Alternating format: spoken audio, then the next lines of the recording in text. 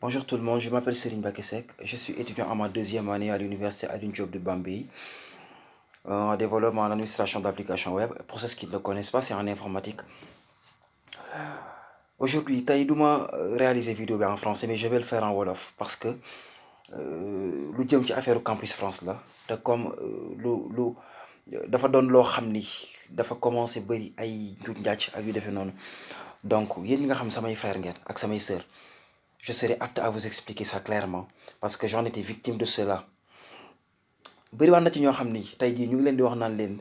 di leen ngeen déposer seen dossier yi via Campus France ni ma dugalal la ko tu vas me payer 50 000 tu vas me payer 100 000 150 000 dama leen di wax du dëgg ma xamal leen loolu tey dossier bi parce que man j'ai aidé des personnes yoo xam ni pratiquement une cinquantaine de personnes soixantaine de personnes yoo xam ni aidé naa leen ñu remplir seeni dossier te ci biir remplir seen dossier boobu noonu ils ne m'ont absolument rien payé loolu mën nga ko def en une longueur de journée ndax li ci njëkk li ngay njëkk a def lenn la mooy ñu ne la nga ñëw ibbi compte Campus France boo xasee ba ibbi compte Campus France lenn moom moo ci des nga ñëw remplir sa panier de dossier ci biir remplir sa panier de dossier boobu noonu dañ lay laaj dossier boo xam ne jotoon nga ko am bu fekkee niveau L1 nga am donc dossier bac sa diplôme de bac da nga koy joxe relevé de note bi da nga koy indiwaale sa diplôme bulletin de note yi am it da nga koy dugalaale mais bu fekkee c'est à partir de la licence ou bien le master bu boobaa da ngay dugalaale sa certificat yi nga xam moom am nga ko après le bac yooyu yëpp da nga ko ciy boolewaale mais loolu noonu jarul yenn somme d'argent yi cher collègue ah agence yi leen ci kii di leen ci kii tout ça bon je ne vous dirai pas bu leen ko def mais bon man si j'étais à votre place je le ferai pas maintenant fi ñu njëkk a commencé mooy nga remplir sa panier de dossier ci biir remplir sa panier de dossier boobu maa ngi leen koy wax encore une fois de plus jël leen seen temps bu baax a baax a baax ngeen xam dossier yi ngeen di dugal parce que bu ngeen dugalee dossier boo xam c'est pas fiable automatiquement refus de visa lay doon on va même pas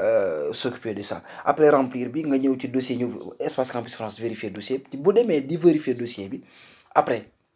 pour ñu xool sa dossier yow wala ñu jël ko di ko yóbbu ci benn école su fekkee Campus France nga jaar da ngay dem fay 75 000 ba pare soo fay 75 000 francs yi ba pare ñoom ñu doog a jël sa dossier nag daal koy yóbbu ci école yi ci biir yóbbu ci école yooyu noonu campus ko 75 000 yi ngay fay c'est au niveau de la BICIS nga koy dem fayee soo demee nga fay 75 000 yi après ñoom ñu yónnee leen message xamal leen ne la ah kii de fay na 75 000 bu ñu jëlee vérifier dossier bi.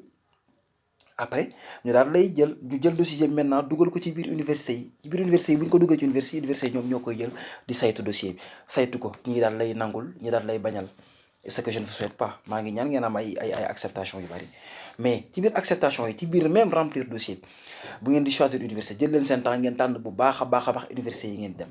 parce que su ngeen demee ci université yi tel université boo xam ne ngeen koo jël juste pour feesal seen panier nii vous allez avoir des problèmes encore su ngeen tànnee université yi ba pare après ñu li ciy topp moom mooy ñu dem ñu wax la nga dem defi entretien en plus maa ngi dinaa taxaw foofu expliquer tuuti parce que ci biir entretien boobu noonu actuellement nii espace Campus France ak Covid bi Covid 19 bi y a un problème dañ ni entretien ñi nga xam ne kii defaguñ ko woon ñëpp dañuy soumettre directement seen dossier ci université ñu vérifier ko et je me dis que c'est un avantage pour vous n'ayez pas peur amul benn problème avantage de pour yéen parce que am na ñoo xam ci entretien bi déjà rek kale woon nañ leen fa kon bu ñu la joxee chance nga bañ a dem defi entretien je pense que là c'est une chance de plus su entretien bi jàllee après ñu xamal leen ni def na entretien bi jàll na su fekkee ni entretien bi te li ma leen di wax mooy ne mentez pas ci biir entretien bi bu leen fenn wax leen dëgg parce que si vous mentez te ñoom bu ñëwee ba découvrir que vous allez avoir des problèmes su entretien bi jàllee après ñu jël dossier bi dugal ko ci université yi ñii di accepter ñii di bañ ñii di accepter ñii di bañ ainsi de suite et ça se poursuit su fekkee am ngay acceptation li nga war a njëkk a def après acceptation mooy université bi la accepter nee ko na la yónnee une dérogation de rentrée tardive parce que ñun suñu université yi fii dañuy yéex a pare pour nga dem déjà ay vers juillet août ngay tëj nar cee nekk di lijjanteeg yooyu noonu ça pose problème nañ yónnee dérogation de rentrée tardive bi ak certificat d'inscription parce que ñaar yooyu noonu ay pièces essentielles la yoo xam boo demee Campus France dinañ la ko laaj donc soo ko yore tu risques d'avoir des problèmes su ñaari dossiers yooyu jàllee nga dugal ko ci biir dem boo demee ba nga xam ñoom wax nañ la nga dem pour demander visa bi ci biir demande visa bi dérogation bu ko fàtte ak garant bancaire bi nga xam moom moo lay garantir soo demee fële na leen yor gim lay yor loolu noonu moom 3 bulletins de salaire am la lay jox ak kii am carte d'identité am je m'excuse ci loolu carte d'identité am mu jox la ko su la ko joxee am na yeneen pièces yu mu la war a fournir yoo xam ni dina wane ni moom moo la jël en charge mais yooyu c'est pas grave bu la joxee yooyu noonu après booy dem nga yóbbaale say photo mais photo yi sax ça c'est pas la peine parce que boo demee ba yegg foofu ñoom dañ lay photo waat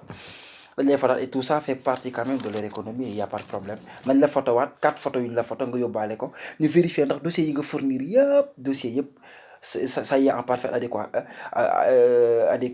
équation avec eux. Parce que si c'est en parfaite adéquation avec eux, du moins, parce que si c'est en adéquation, vous risquez également d'avoir des problèmes. C'est un refus automatique de visa. Ensuite, nous avons des fayat. Il y a bien somme boo xam sax tourne aux alentours de 40 000 moom mooy frais de dossier yooyu nga xam moom nga def am na benn pièce bu ñu lay jox pièce boobu bu ñu la ko joxee booy woon na nga ko téye bu baax parce que su la réeree après tu risques après d'avoir également des problèmes.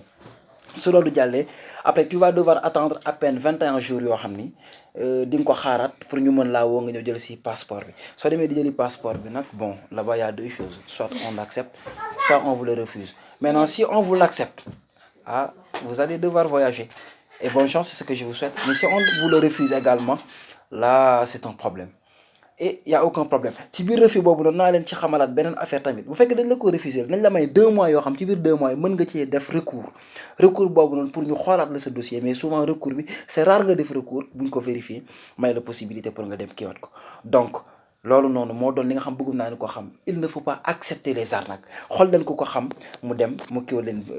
dossier bi dugalal leen ko te vraiment cela ne vous coûte absolument rien du tout merci chers collègues merci chers amis et à la prochaine. Bu leen oublier également dem liker sama vidéo ak it abonner à ma chaîne pour vidéo bu ma dugal ngeen mën ko am merci à la prochaine.